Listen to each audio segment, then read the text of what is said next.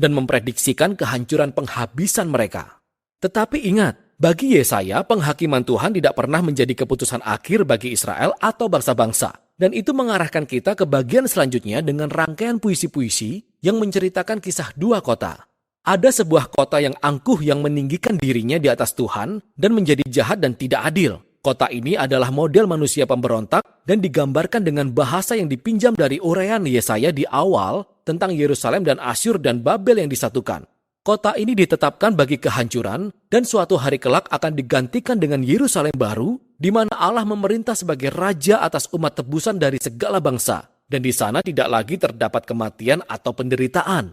Pasal-pasal ini adalah klimaks di bagian ini dan menunjukkan bagaimana pesan Yesaya merujuk jauh melampaui masanya, yakni sebuah pesan bagi semua orang yang menantikan Tuhan untuk membawa keadilannya atas kerajaan-kerajaan penindas yang kejam dan membawa kerajaannya yang penuh keadilan, kedamaian, dan kasih yang memulihkan. Bagian berikutnya kembali berfokus pada kebangkitan dan kejatuhan Yerusalem. Dan pertama-tama kita temukan sekumpulan puisi di mana Yesaya mendakwa para pemimpin Yerusalem yang berbalik ke Mesir untuk mendapatkan perlindungan militer melawan Asyur. Dia tahu ini akan menjadi bumerang, dan Yesaya berkata bahwa Israel dapat selamat hanya dengan percaya kepada Tuhan dan bertobat, yang diilustrasikan oleh cerita berikut ini tentang kebangkitan Hizkia, Raja Yerusalem. Seperti yang diperkirakan Yesaya, tentara-tentara Asyur datang dan mencoba menyerang kota. Maka Hizkia merendahkan dirinya di hadapan Tuhan dan berdoa untuk pembebasan ilahi. Dan kota itu diselamatkan secara ajaib dalam satu malam. Namun kebangkitan Hizkia segera diikuti oleh kejatuhannya.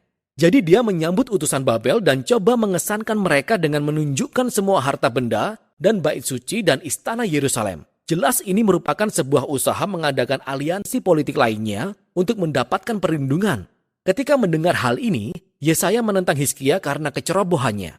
Dia memperkirakan bahwa sekutu ini suatu hari nanti akan mengkhianatinya dan kembali sebagai musuh untuk menaklukkan Yerusalem. Dan kita tahu dari 2 Raja-Raja pasal 24 dan 25 bahwa perkiraan ini benar. Lebih dari 100 tahun kemudian, Babel kembali ke Yerusalem, datang dan menghancurkan kota tersebut, bait sucinya, dan membawa orang Israel ke pembuangan di Babel. Jadi semua peringatan Yesaya tentang penghakiman ilahi dalam pasal 1 hingga 39 mengarah pada saat ini. Dia terbukti menjadi nabi sejati karena semua yang dikatakan terjadi. Tapi ingatlah, tujuan penghakiman Allah adalah untuk memurnikan Yerusalem dan membawa tunas yang kudus dan kerajaan mesianik atas segala bangsa. Dan harapan inilah yang digali pada bagian selanjutnya kitab ini. Tapi untuk saat ini, inilah Yesaya pasal 1 hingga 39.